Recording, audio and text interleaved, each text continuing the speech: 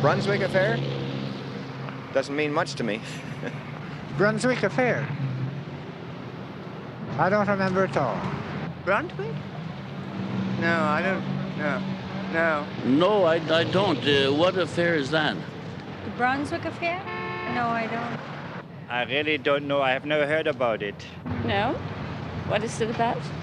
This is not the only scandal that goes on in this country.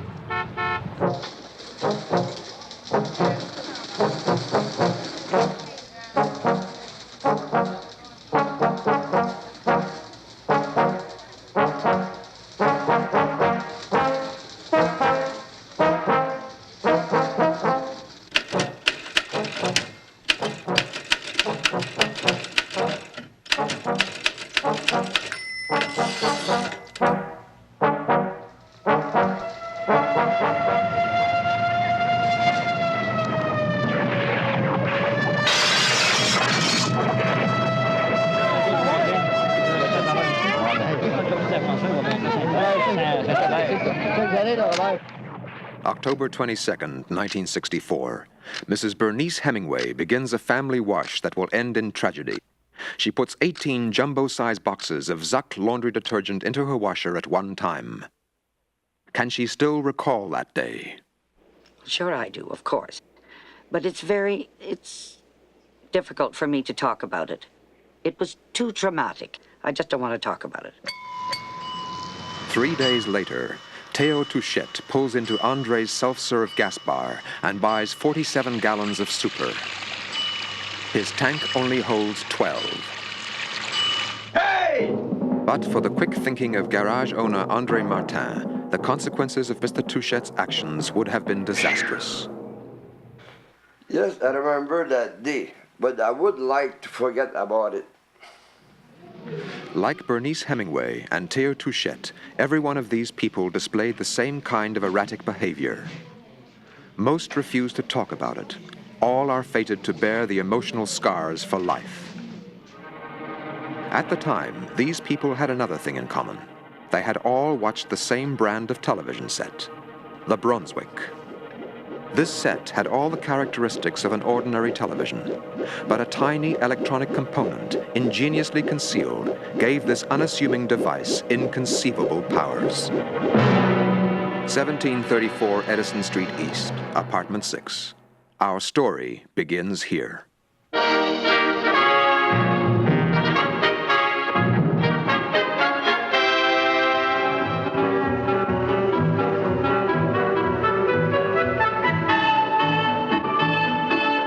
This strange old man is the world-famous inventor Pierre van Bruggen.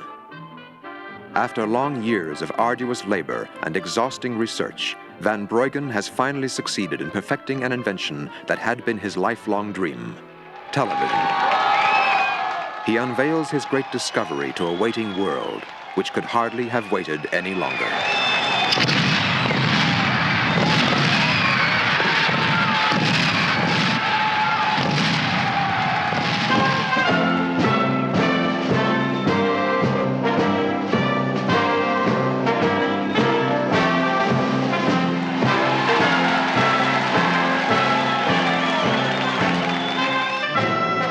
Television took the world by storm.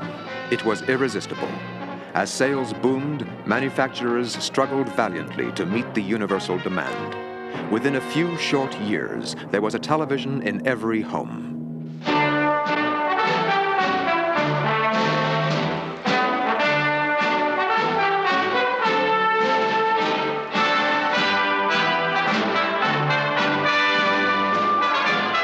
(1964). Less than 15 years later, the statistics tell the whole story. 1.82 sets per person. The conquest is complete. Television has become a fact of life.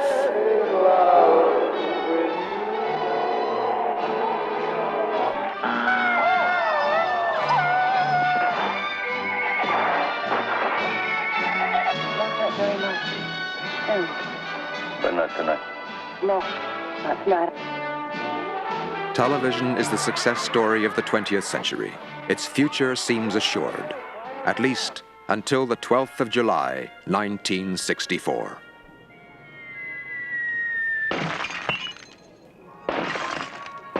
On that day, the human drama that was the Bronswik affair began to unfold. Janitor Tino Pigeon narrowly escaped serious injury.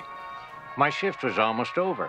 I was right here, minding my own business, when a bottle of salad oil smashed on the floor right beside me, less than 2 feet away. Then suddenly another one hit.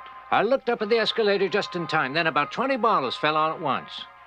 Mrs. Edna Petty was held responsible for the incident. Her shopping bags burst and 22 bottles of Dora salad oil plunged a full 2 floors to the ground beneath. I could have been killed, maybe even crippled.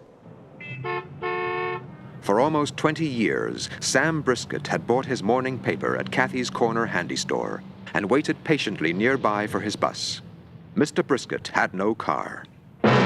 August 1st, 1964, 9:38 a.m. Sam Brisket is photographed standing at the bus stop with 28 tires. Yes, I remember very well. I don't know why you need it. We have no car. We never had a car. You must have been crazy. Show them the bill. Here's the bill. Sam Brisket has kept the bill all these years as a reminder of the madness he still can't explain. So much money for nothing. The case of Mrs. Jenny Barker was equally bizarre. Well, in my case, it was a matter of buying dog food. I went to the supermarket and picked up 6 dozen cans of dog food, and I don't own a dog. I don't even like dogs. As a matter of fact, I have a can here. I kept it as a souvenir. It's called Mr. Coof. At least 892 similar cases were reported during the course of the Bronswik affair. In every case, the same product was involved, Mr. Coof. Bert Dobbs lives more than 1,000 miles away from Jenny Barker, and yet his story is virtually identical. I found that I was buying dozens and dozens of bottles of Throaties cough syrup, and I nearly became addicted to the stuff. One day, I went out and bought... Sandra Lever purchased disposable diapers. She had no children. How many did I buy? 30 dozen baby diapers. Romeo Lafleur bought incredible quantities of beer. I don't even drink beer. I bought... Percy Roberts bought toothpaste. I bought a lot of it. Me, I bought a lot of fried chicken. Social standing, religious belief, political convictions, or ethnic origin made no difference. The symptoms were always the same. Mi chiamo Giuseppe Tomistrati. A quell'epoca comprai 33 bottiglie di Grecia al numero 7 per i capelli, tintura. Eppure io ho una bella cabelatura, no? Even highly respected public figures were counted among the unfortunate victims. I bought 10 pairs of shoes that day. In order to protect their reputation and the reputation of different products, we have concealed the true identity of certain victims. The press lost no time in covering these strange events and increased its circulation with sensational headlines.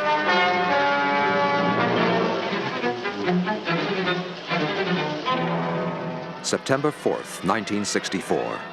The National Institute of Accessological Studies starts examining the mysterious epidemic's first group of victims. The subjects were required to give their case histories. They were then subjected to a routine accessologic examination. Dr. Louis-Philippe Cartier, head of the Institute, supervised these tests. When my colleagues and I agreed to administer the laboratory tests, I had absolutely no idea as to the underlying cause of the subject's abnormal behavior. In all, the testing lasted a little more than 9 weeks. The most advanced instruments available to modern science were put at our disposal, including a model FT62 accessometer. The results were irrefutable. The victims had all experienced a massive sensorial excitation. This was caused by exposure to electromagnetic waves carrying a positive manipulodic charge. Such waves could only have been emitted by a television set especially equipped with a highly sophisticated electronic device. But of course, which television and the exact nature of such a device were unknown to us at the time.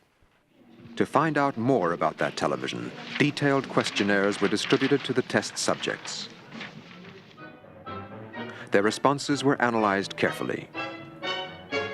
The special set was the Bronswik, to all appearances just another television. It was manufactured and distributed by Bronswik Enterprises. November 16th, 1964, investigation of the Bronswik begins. Professors Jarvis, Brownstein, and Munofsky are the first to examine the set.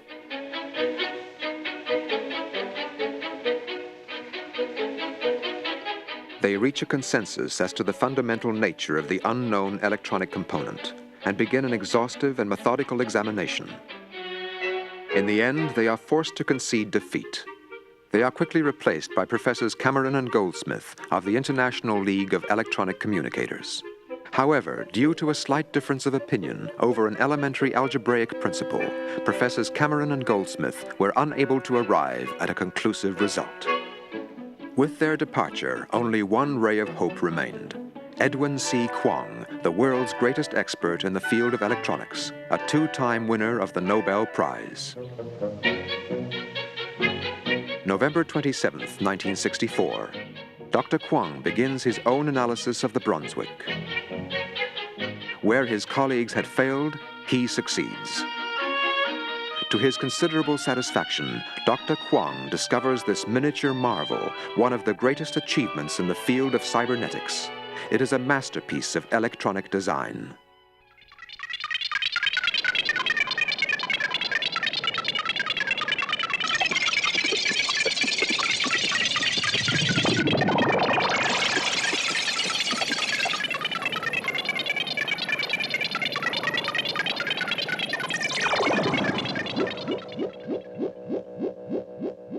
The manipulode, as we've come to call it, exerts a powerful effect on the moderating region of the brain's occipital lobe. It acts directly on this sector right here. Now let's see what happens when a normal human being watches a television set equipped with a manipulode. Here we can follow the path of electromagnetic waves carrying a neutral manipulodic charge. Each second, the viewer is exposed to several hundred of these waves. The individual's consumer's control center tends to exaggerate his needs. But because the manipulodic charge is neutral, the brain's moderating region is able to suppress up to 90% of his desires. Now see what happens when the manipulode emits waves carrying a positive charge. One positive manipulodic wave is emitted each second. This wave is made up of millions of microscopic particles called Kwong particles. The instant they come into contact with his occipital lobe, they will cause a normal individual to display bizarre and irrational behavior. That particular day, I had an urge to buy watches, although I already had a watch. I went out and I bought 15 watches. I don't know why I did it. The reason is simple. The Kwong particles completely paralyze the entire moderating region of the occipital lobe and allow the consumer's control center to become master of the brain.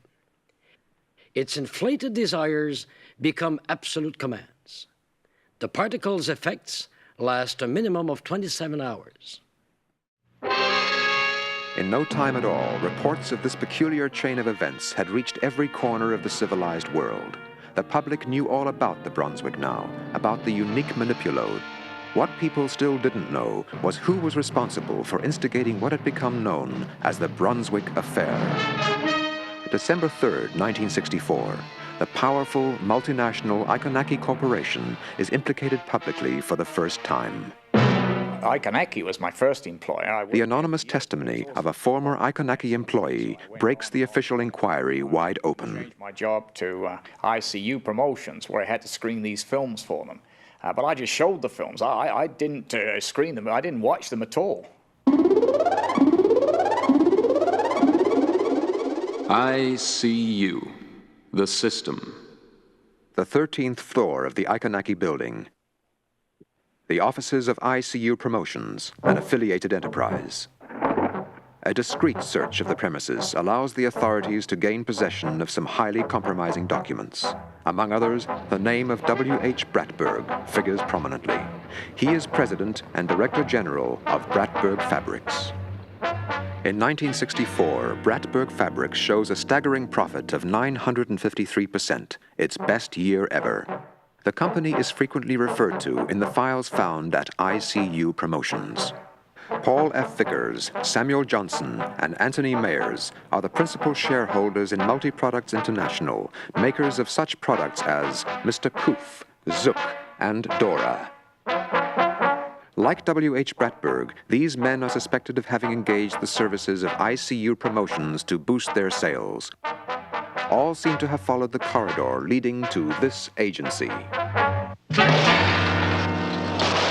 December 24th, 1964, Christmas Eve.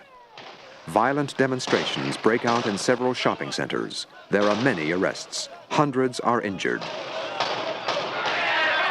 The quantum particles emitted by the manipulode affected everyone who watched a Bronswik set in the same way, although the problem was less severe for people enjoying financial security.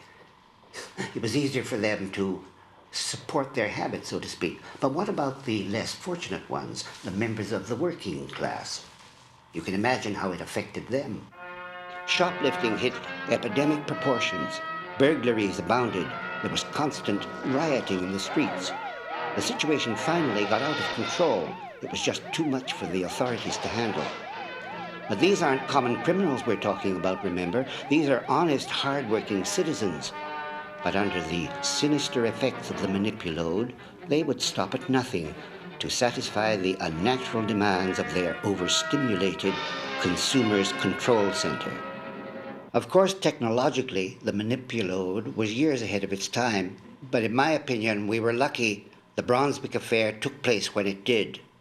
Things would have turned out very differently, I assure you, if it had happened just a few years later, when people started buying everything with credit cards. January 1st, 1965. The world forgets the Bronswik affair to celebrate the new year. The next morning, the headlines announced the sudden death of world-famous inventor Pierre van Breugen. The letter he writes just before his death contains some startling revelations. At last, the years of arduous labor and exhausting research were rewarded that morning. But the euphoria of the moment was rudely interrupted by a sudden visit from them.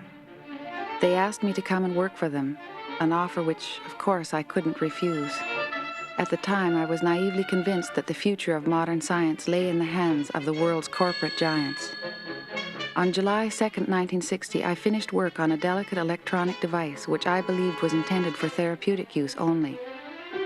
I found out how my invention is really being used for the first time this morning. There is only one thing left for me to do. Pierre van Breugen believed he could atone for his error only by suicide. But he forgot one thing before he died, to name them his mysterious employers. The Iconaki Corporation had become a prime suspect, mainly because of its direct connection to both ICU Promotions and Bronswik Enterprises. Further investigation revealed a few other affiliates, including some companies with worldwide reputations. The inquiry bogged down while trying to sort out the tangled maze of corporate relationships, and Iconaki was cleared. The end of January 1965. A noisy campaign is mounted against the Bronswik by a league of fanatics. Madness reigns.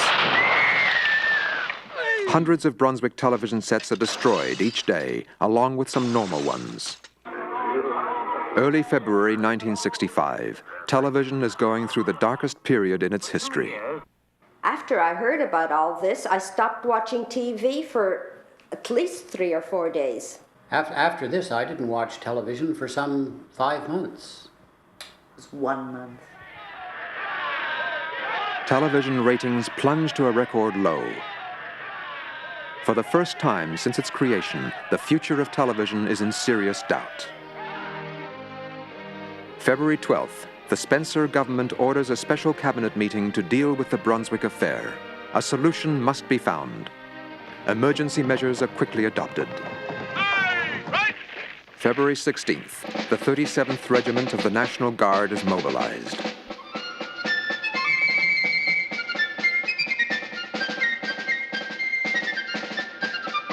The troops are given special training in searching out and destroying the manipulode. The Bronswik must be eliminated at all costs. At the same time, the government subsidizes ECK Industries, commissioning them to produce and distribute Professor Burkle's latest invention, View Specs, anti-manipulotic glasses. Only the most advanced marketing techniques are used to sell them.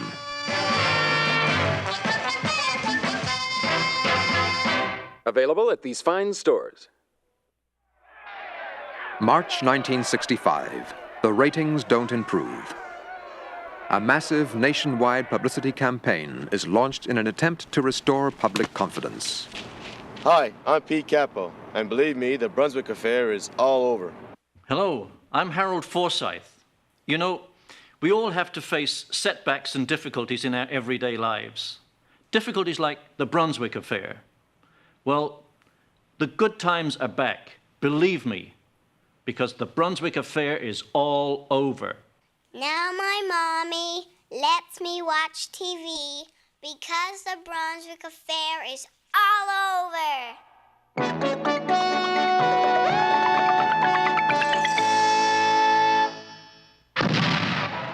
April 1st, 1965. The file on the Bronswik affair is officially closed. Ladies and gentlemen, television lovers everywhere, this day will go down in history. It marks the end of the insidious Bronswik affair and all it represents. The gross abuse of the public airwaves, the illegal excitation of our basic instincts, inciting us to overconsume shamelessly. Indeed, the act of tampering electronically with our very souls. Not to mention the irreparable damage done to the young and impressionable minds of our children. But today, we have laid to rest forever the specter of uncontrolled media meddling. The Bronswik affair is over. Television is even more wholesome now than it was on the day of its creation. I am addressing you today both as a government spokesman and as a representative of honest, upright businesses everywhere. The kind of businesses on which our society is based. To assure you, once and for all, that a Machiavellian conspiracy like the Bronswik affair could never happen again.